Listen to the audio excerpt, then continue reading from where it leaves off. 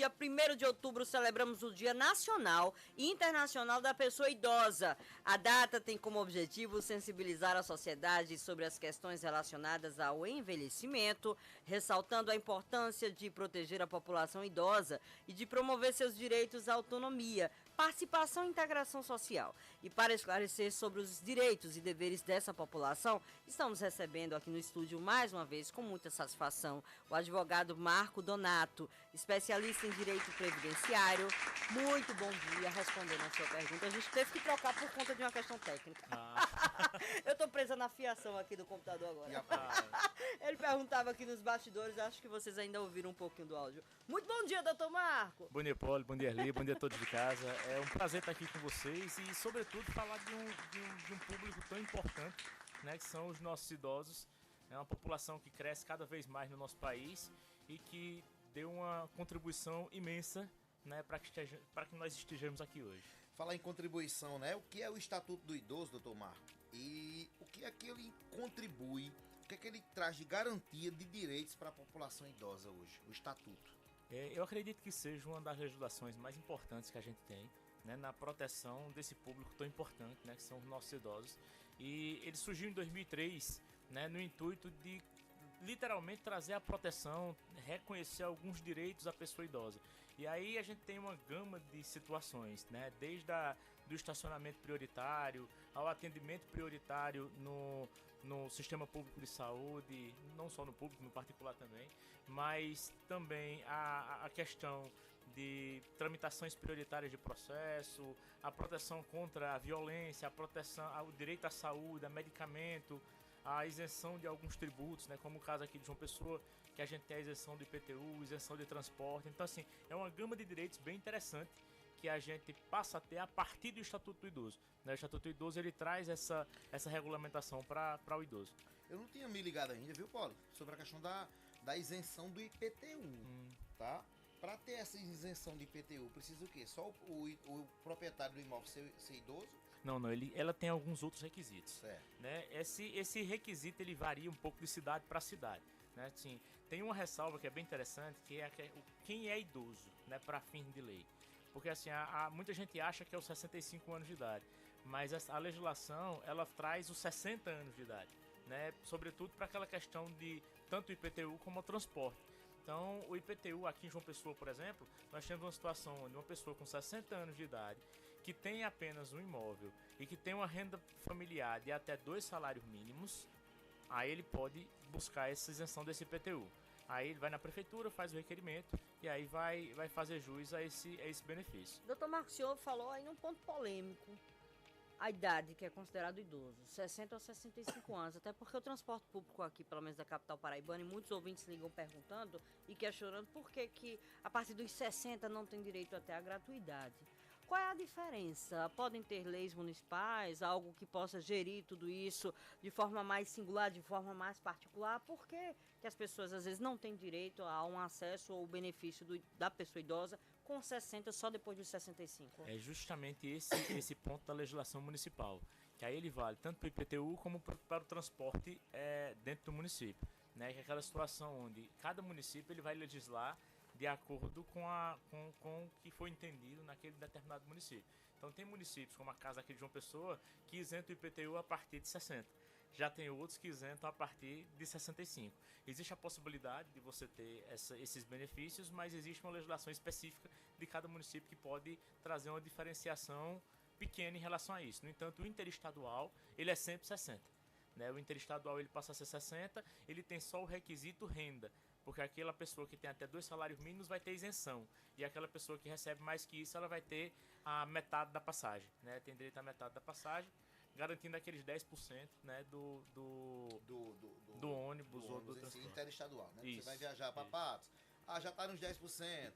E como é que fiscaliza para saber se já chegou nos 10%, se tem uns 10% lá dentro aqui? É bem complexa essa questão da fiscalização. Porque outra reclamação, que dizem que nunca consegue, né? Algumas empresas usam de má fé, né, e tentam ludibriar nesse sentido. Não tem a vaga, não tem condições de colocar essa passagem. E aí a gente viu situações onde a pessoa vai comprar com bastante antecedência e ainda assim alegam que não tem essas passagens. Uma coisa que aqui eu sempre aconselho, nós temos um PROCON extremamente atuante, tanto aqui em João Pessoa como no estado da Paraíba. Então, à medida que você for enfrentando alguma dificuldade nesse sentido, procure o PROCON, porque aí eles vão fiscalizar, vão pressionar lá a empresa a fazer se cumprir a lei. Agora é tão complicado hoje que tem até um termo também utilizado que é o super idoso, né? Que é aquela pessoa que é mais velha do que o idoso de 60 anos. Porque assim, se você olhar para minha mãe, você vai dizer, ela é mais jovem que você. 64 anos, vitalidade e disposição de sobra.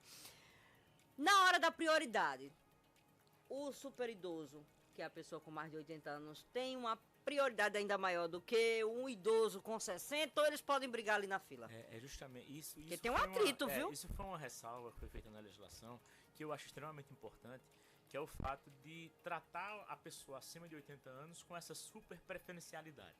Por quê? São pessoas normalmente mais vulneráveis, são pessoas normalmente mais debilitadas. Então, até no serviço de saúde, você imagine que, em regra, salvo o caso de emergência, né, porque a emergência sempre vai passar na frente, mas salvo o caso de emergência, aquela pessoa é mais debilitada e até mais arriscada aquela pessoa, imagine no hospital, passar mais tempo ali esperando para ser atendido. Então esse idoso acima de 80 anos, ele de fato merece uma proteção diferenciada, né, para que ele possa ter esse atendimento, a gente brinca que é a prioridade da prioridade, né, que são aquelas pessoas que de fato vão furar essa fila da prioridade, né, ultrapassando aquelas pessoas com 60 anos para cima, porque eles de fato tem uma situação diferenciada, né, no meu entender. A lei federal é 60 anos, não é isso? 60 anos. As leis são orgânicas dos municípios 65 e alguns de estado 65. A lei federal, ela não sobrepõe a estadual. Existem alguns assuntos que podem ser legislados de forma municipal e estadual. Aí, assim, lógico que sempre vai prevalecer a legislação ordinária federal. No entanto, naquelas situações onde o município ou o estado tem competência para legislar, a legislação ela pode ser própria. Ela pode ser específica daquele município, daquele estado. Por isso que há essas ressalvas em relação a algum tipo de legislação. Por exemplo, o IPTU ele é um imposto municipal. Então, quem vai gerir o imposto municipal é o município. A concessão do transporte. A concessão do transporte é municipal. Ou estadual. Então, né? o estadual. Aí quem vai fazer, quem vai regir aquela situação é o estado ou o município. Que a lei federal ela tivesse. Em regra geral, sim. Mas assim, quando a gente trata de especificidades, onde o tributo é estadual, a concessão é municipal ou estadual, eles têm esse condão. É como o IPVA do estado, como o IPTU do município. Existe uma autonomia para que os entes federativos possam legislar. Às vezes, alguns órgãos, instituições, ou até o que deveria ser benefício do governo, não é injusto com a pessoa idosa, justamente por conta da idade. Às vezes não beneficia algum empréstimo, alguma situação, porque acredita que ali ela tenha menos tempo de vida do que uma pessoa, né, mais jovem. Não tem como recorrer desse tipo de situação. O que acontece? Os bancos fazem muito isso, né? A questão do empréstimo, um empréstimo consignado, você só consegue fazer até determinada data. A partir de, eu não lembro a idade especificamente, é um regulamento muito interno dos bancos, mas existe um limite de idade, salvo engano, 75, 77, uma coisa assim, que eles, a partir daí, eles não fazem mais o empréstimo consignado. E o argumento dos bancos é que eles trabalham muito com a expectativa de vida de IPGE. Então ele pega a expectativa de vida e ele não pode fazer o empréstimo muito longo para aquela pessoa, porque a expectativa de vida natural é que a pessoa vá até, salvo engano, 80 anos, né? A expectativa do brasileiro hoje. Então, ele não pode ultrapassar aquele prazo. É tanto que alguns bancos até fazem, mas fazem limitados à idade da expectativa de vida do brasileiro. Isso aí é uma questão muito... Mas não seria uma forma de considerar também um preconceito, né? Um etarismo, alguma forma assim de segmentar ou de forma... Era essa palavra que eu estava buscando... de excluir, né, esse público. Às vezes é só na terceira idade que a gente pode parar, planejar, né, se concentrar para alguma forma, né? Você pode fazer um empréstimo bancário porque é o banco dele, simplesmente que a idade não dá mais Você pode mandar, na real ele está dizendo que você pode morrer a qualquer momento. E na habitação, doutor? Na habitação é o inverso. O idoso, ele faz jus a... Ele tem prioridade nos empréstimos, inclusive com redução de taxas, com algumas situações diferenciadas, né, para fim dessa questão de habitação. No entanto, ainda tem essa ressalva da garantia, porque assim, qual a grande diferença do empréstimo imobiliário para os demais? Porque o imobiliário tem lá o bem. Então tem o bem, eles só não vão fazer nesse caso, porque é o que a gente tem visto na prática, eles não fazem nesse caso do empréstimo imobiliário para o idoso o seguro de vida no contrato. Porque assim, a pessoa tem o risco, né, pro banco maior, então eles evitam essa questão do seguro de vida porque senão eles vão ficar no prejuízo.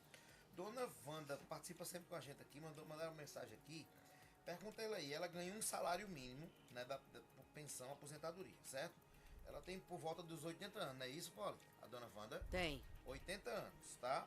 Recebe um salário mínimo. Significa dizer que ela pode ser dispensada do IPTU? Não, peraí, é 80 não, ela tem 60 e poucos anos, dona Wanda? A nossa ouvinte, 66, 67, por aí. Já passou dos 65. Isso, é. Ela tendo mais de 60 anos, a renda dela se enquadra. Ela vai ter que ir na prefeitura, fazer o requerimento para ficar isenta de IPTU. Ela pode sim fazer jus à isenção de IPTU. Vai apresentar a documentação necessária para conseguir essa isenção. Que já faz uma diferença, né? Uma despesa anual que repercute bastante. Na habitação, o senhor falou que a questão tem prioridade, né? Isso. Eu já vi algumas pessoas dizendo assim, eu não fiz um empréstimo, não financiei uma casa porque a minha idade já está avançada, o banco, sei lá, dificultou. Isso aí pode acontecer? É como a gente estava conversando há pouco. Alguns empréstimos eles podem dificultar, assim, podem tentar, principalmente os bancos privados. Banco público é mais fácil de você conseguir contornar a situação. Caixa econômica, né? por exemplo. A Caixa Econômica é mais fácil você conseguir contornar essa situação. E se sentir uma dificuldade, procure um especialista que possa te ajudar, que possa te orientar, que possa acompanhar você nessa negociação, que pode vir a lhe ajudar bastante. Dona Poliana Sorrentina, a gente falando hoje nesse 1º de outubro, Dia Nacional e Internacional da Pessoa Idosa, a gente tirando aqui dúvidas de direitos, né, daqueles que estão ouvindo a gente aqui agora, tá? É isso, Erli, eu quero puxar também para plano de saúde, que a gente ainda não abordou sobre esse assunto. A gente sabe também que, infelizmente, pessoas idosas acabam pagando mais nos planos de saúde, quando na verdade deveriam estar tendo, né, uma assistência ou pelo menos uma acolhida, uma empatia melhor, numa situação em que de fato, geralmente as doenças começam a aparecer. Não tem nenhuma luz no final do túnel para o público idoso, para que isso possa ser revisto ou tomado. Isso é um tema bem polêmico, que vem repercutindo muito judicialmente, né? O SJ, infelizmente, decidiu de que pode haver o reajuste por faixa etária, que assim, desde quando a gente entra no plano de saúde e você vai aumentando sua idade, vai aumentando um pouco o plano de saúde, só que deve haver uma proporcionalidade, porque o que é que a gente tem visto? Quando a pessoa atinge uma determinada idade, um aumento abusivo, que assim, às vezes, por vezes, um aumento de 30%, 40% no valor do benefício, simplesmente porque a pessoa fez aniversário, né, de uma determinada faixa etária para outra. Então, assim, é uma diferença muito alta, aí isso pode ser judicializado, e assim, existem muitas ações nesse sentido, onde a pessoa vai buscar o direito de, vai ter um reajuste, é natural que você tenha um reajuste. No entanto, ele não pode ser algo que vai inviabilizar o plano de saúde, que já é muito caro para a pessoa idosa. A gente sabe que um aposentado hoje que ganha um salário mínimo, 2 salários mínimos, não consegue pagar um plano de saúde. Porque assim, é praticamente o salário inteiro da pessoa, né, que vai ficar ali para custear um plano de saúde. Aí entra naquela bola de neve, né? Porque já é caro, aí ainda tem coparticipação, aí quanto mais anos você faz, mais caro fica, aí acaba que a pessoa idosa não busca atendimento, mesmo tendo plano de saúde por conta disso, né? Só um parêntese aí, antes da gente chamar a nossa ouvinte. É complicado, né? É brigar para que façam as leis lá em Brasília, porque quem faz a lei lá em Brasília não precisa, né? Já tem eles lá, né? Deixa eu trazer a Dona Lourdes, tá com a gente lá do Valentina, que tem pergunta aqui pro doutor Marco. Cadê? Dona Lourdes, bom dia. Põe o fone, doutor, para escutar melhor, ajusta aí o volume. Dona Lourdes. Eu queria fazer uma pergunta aí, porque eu pago em PTU, muito caro. E a taxa de lixo também vem junto. A taxa de lixo acho que é R$50, R$48 por aí. Eu pago. Aí como é que eu devo fazer para não vai mais pagar ou vai diminuir? Pronto, qual a idade da senhora? Diz a idade da senhora aí. 62, 62 anos. 62 Eu anos. o ano que vem eu faço 63. Pronto, ele vai explicar aqui, viu? Tá bom, muito obrigada, Erli. Um cheirão no Dona dói. Lourdes. Tá. Obrigada, dona Lourdes. Ela tem Bom, 62 anos. Bom dia, dona Eu Lúcia, acho que tudo bem? agora que ela tá tentando conseguir um benefício de aposentadoria. Agora que ela tá tentando, ou seja, a renda dela é A renda é avulsa. No caso dela, ela é justamente aquele tipo de pessoa que se enquadra perfeitamente na questão da isenção do IPTU no município de João Pessoa. Né? Ela vai levar toda a documentação dela, comprovando que é aquele imóvel que ela tem, comprovando que a renda dela se enquadra na legislação, né, levando os documentos pessoais dela, levando toda a comprovação de renda, se eventualmente ela tiver, já que ela não tem benefício, provavelmente ela deve ter o Bolsa Família, então assim, a renda dela deve ser o Bolsa Família, então levar essa documentação à prefeitura e fazer o requerimento. Aí ela vai fazer o requerimento e a prefeitura vai muito provavelmente conceder essa isenção do IPTU para ela. E ela falou que tem, junto com o IPTU, a taxa de lixo, ou seja, tudo sai. A taxa Ela de vai lixo, ser, ela vai ser inclusive, isenta. de tudo. Eu precisaria ter uma certeza disso em relação ao município de João Pessoa. Porque assim, de fato, eu sei que o IPTU mas assim, a taxa de lixo eu precisaria ver a legislação específica, porque assim, eu não posso garantir uma situação com 100% de precisão. Mas pelo menos o IPTU Pelo menos o IPTU sai. Né? Pelo menos o IPTU sai. Eita, dona Lourdes. Quando é para beneficiar, parece que as coisas são mais lentas, né? Infelizmente. São mais Tem uma situação de isenção para que a maioria dos idosos tem, que muita gente deixa passar despercebido, que é a questão do imposto de renda.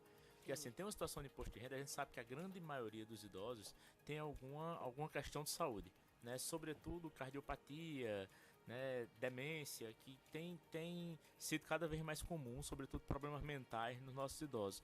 Então, o que é que a gente tem visto? Muita gente que paga imposto de renda nos seus benefícios previdenciários, nas suas aposentadorias, e que teriam isenção de imposto de renda e estão pagando aí imposto de renda mês a mês. Então é muito comum a gente encontrar isso, né? Pessoas, sobretudo com problemas mentais, que já estão idosas, estão lá pagando imposto todo ano e que não deveria pagar aquele imposto.